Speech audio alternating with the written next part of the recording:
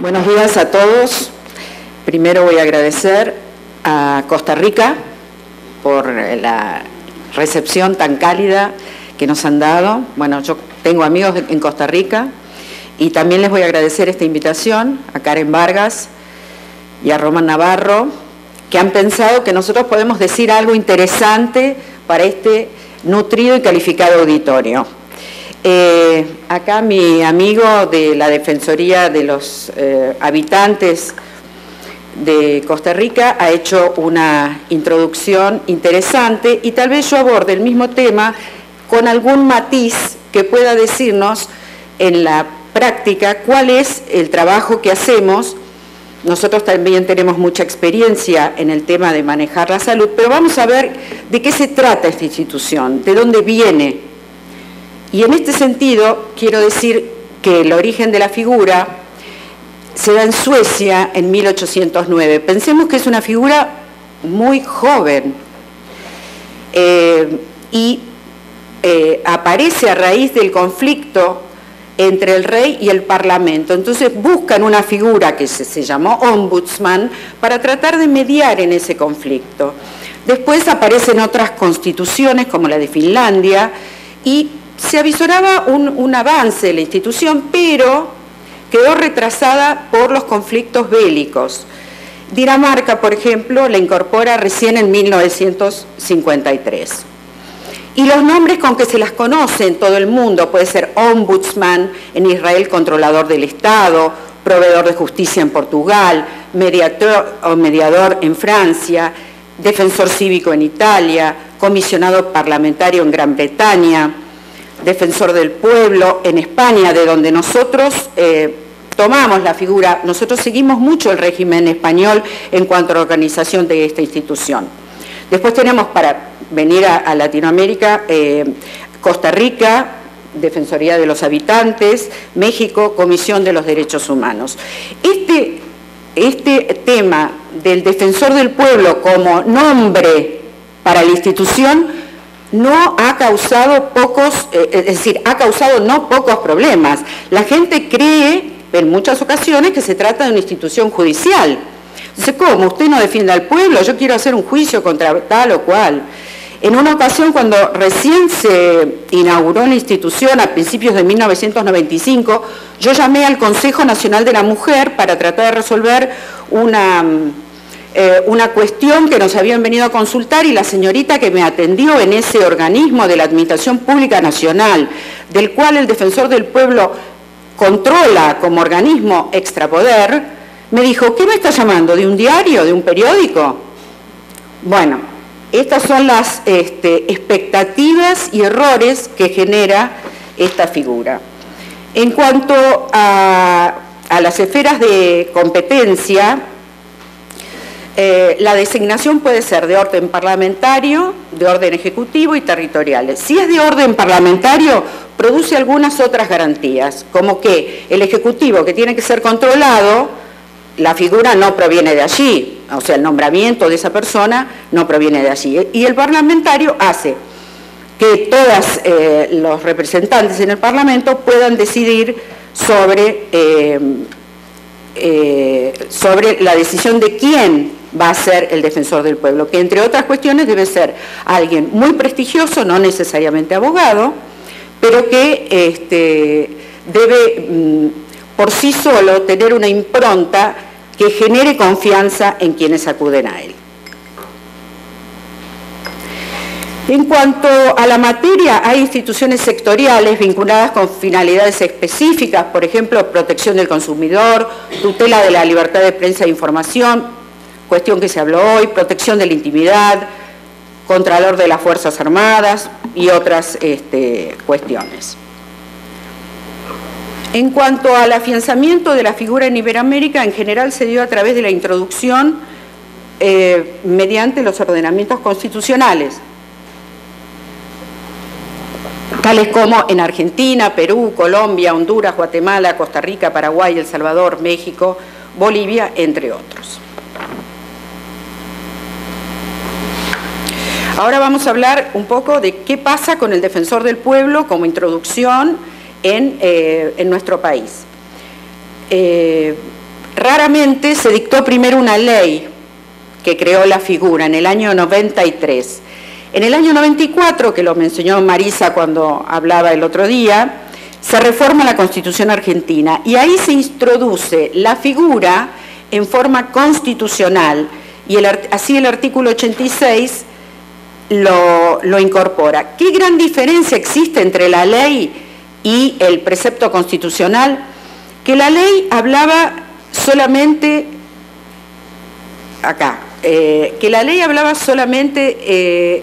del contralor de las actividades de la administración pública, pero el artículo 86 incorpora la defensa y protección de los derechos humanos y además derechos, garantías e intereses. ¿Qué hace el defensor? Bueno, ¿detecta disfunciones administrativas? Sí, a través de hechos, actos, omisiones realizados por la administración pública. Y controla el ejercicio de las funciones administrativas también de la administración. ¿Cómo lo puede hacer? A pedido del interesado o de oficio. También puede detectar alguna disfunción que amerita iniciar una causa y así lo hace. La investigación, para investigar tenemos herramientas como solicitar expedientes, solicitar informes, hacer inspecciones, todas las imaginables dentro obviamente de la ley las podemos utilizar y además tenemos una cuestión de colaboración por parte de los organismos, está también previsto con carácter preferente, sin ninguna obstaculización y los organismos, si actúan de una manera diferente a esto, pueden ser pasibles de sanciones.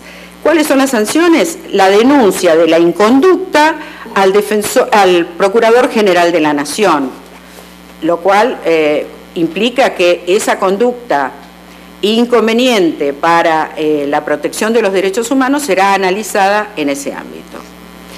En la conclusión de las investigaciones puede realizar advertencias, recomendaciones, recordatorios de deberes legales y funcionales y la propuesta de nuevas medidas, porque uno puede advertir que algo que hace la administración no es correcto y tiene que decirle, mire señor, no es correcto, pero no le tiene que decir el cómo, le tiene que decir el qué.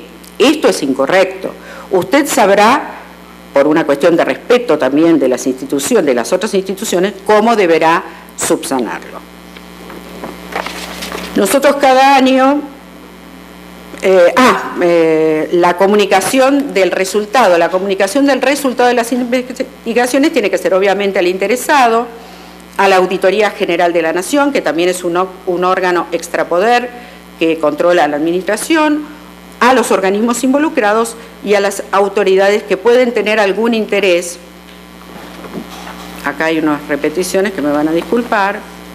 Y finalmente se hace un informe sobre toda la actuación del defensor ante el Congreso de la Nación y cuando alguna cuestión reviste gravedad o urgencia, se hace un informe especial que va a la Comisión Bicameral de Seguimiento. Nosotros notamos también un cambio entre 1995 y 2014. El crecimiento de las demandas, que es materia de conversación en este foro, de las demandas judiciales reclamando derechos. Este reclamo ha sido creciente y particularmente, ya lo habíamos observado en el 95, en los temas de salud. La gente no accedía a algo, muchas veces porque la administración se lo negaba caprichosamente, otras veces porque no corresponde su otorgamiento, y entonces acudía a la justicia.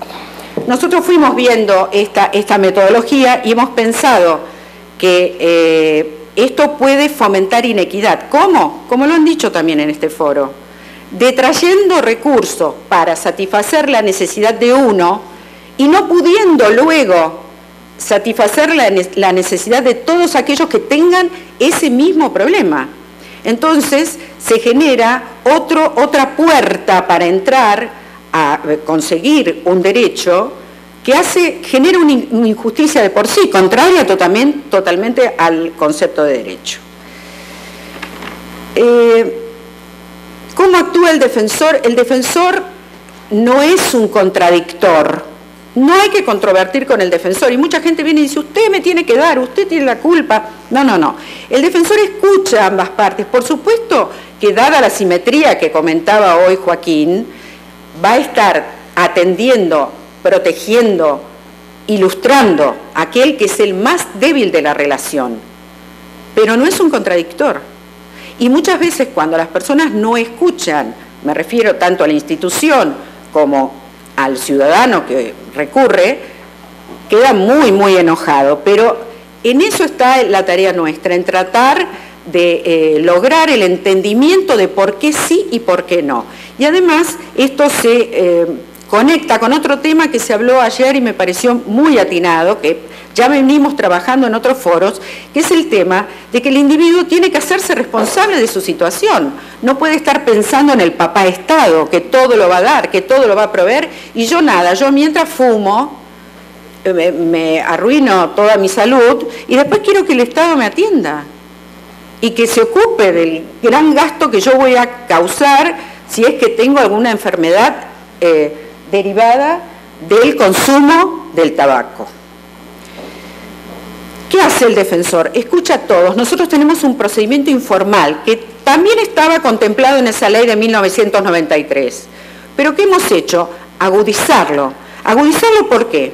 Porque esta joven institución de 200 años tiene que ayornarse. Hoy las comunicaciones se hacen a través de mail, de estos telefonitos que nos tienen apresados a todos, leyendo el Facebook, el Twitter y otras cosas, pues yo no soy tan moderna, pero bueno, también tengo que usarlos.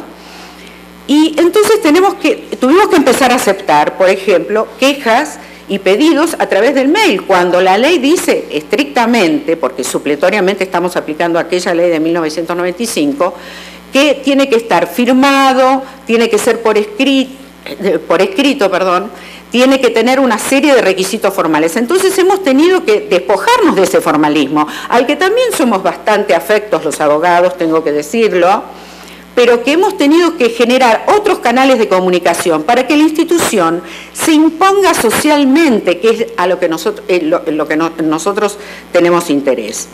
El defensor tiene que ser, como decía nuestro primer defensor, la voz de los que no tienen voz. ¿Pero cómo? Pudiendo detectar y escoger de todos aquellos problemas que se le presentan, aquellos donde debe actuar, puede actuar, y además va a difundir el beneficio que genere entre la mayor cantidad de personas desamparadas posibles.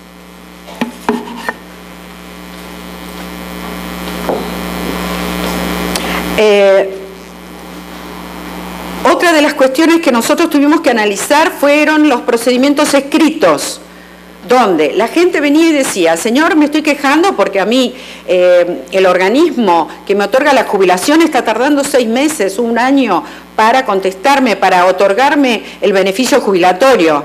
Y si nosotros tardamos 1 año más en obtener la información para proporcionarla, va a decir, pero usted me está tomando el pelo, ¿qué es esto?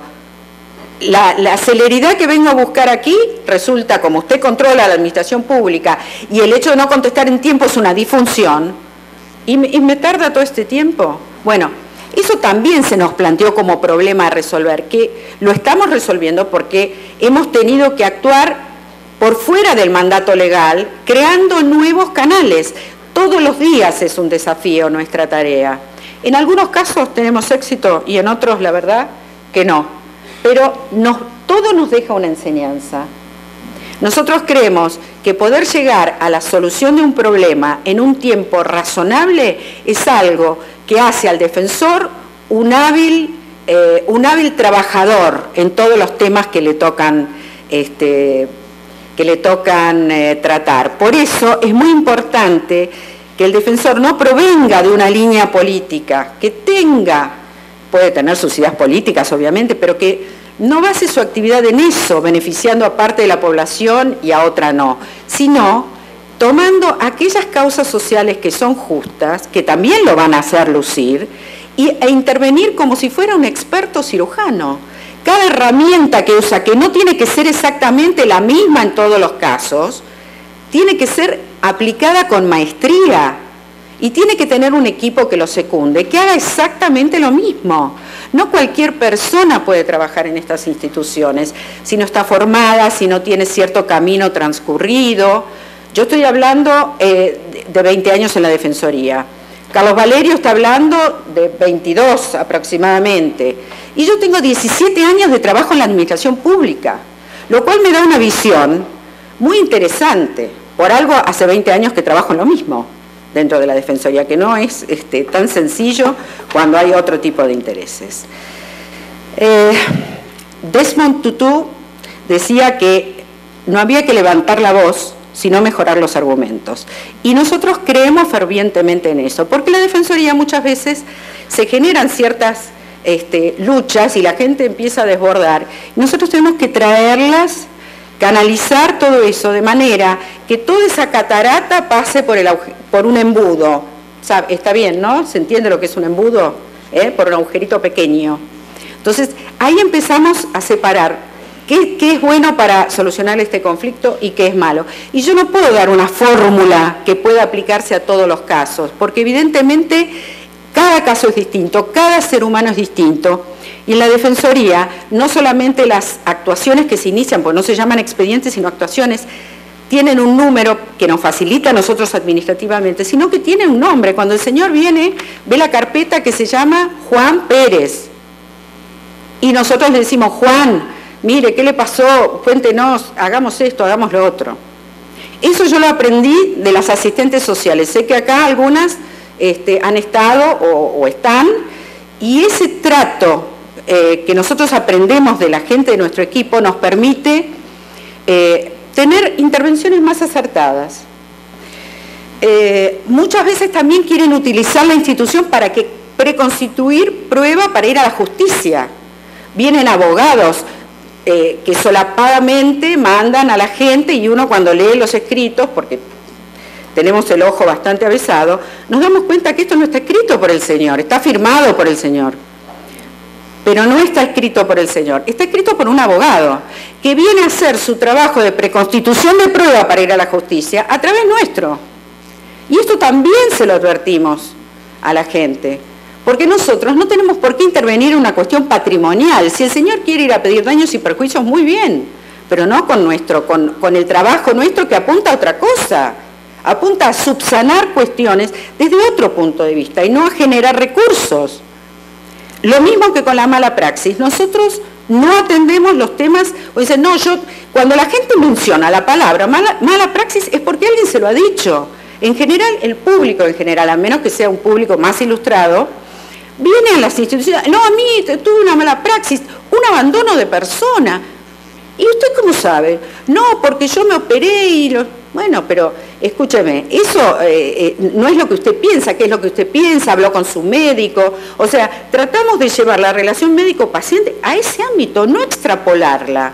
Porque hay muchos colegas que son totalmente desalmados y totalmente inescrupulosos y llevan a la gente a pensar que se va a hacer millonaria con esa intervención. Y esto no es así. Pero sí entendemos que la judicialización de algunas cuestiones es un último recurso. Habiendo agotado todo, no nos queda otra cuestión.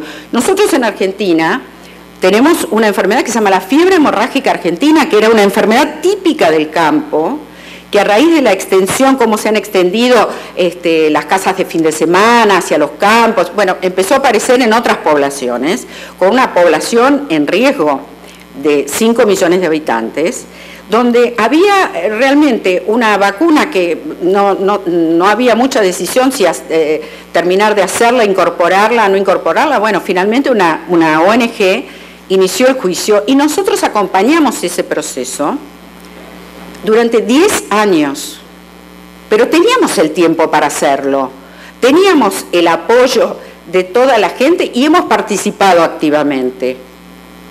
Entonces, eso tenemos tiempo, pero si queremos llegar a la verdad, también tenemos que saber en qué casos el tiempo va a ser útil y en qué casos nos estamos excediendo.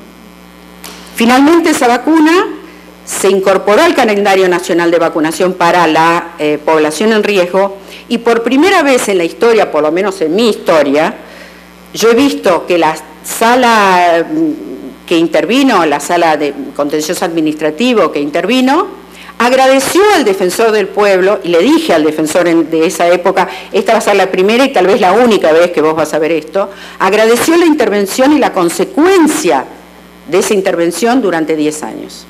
Así que, bueno, he querido reflejar un poquito cómo trabajamos, tal vez sin dar fórmulas, tal vez salgan un poquito decepcionados, pero esto es lo importante, que a cada caso lo tratamos como si fuera y es único, y cada persona es única también. Así que yo les agradezco mucho. Muy amable.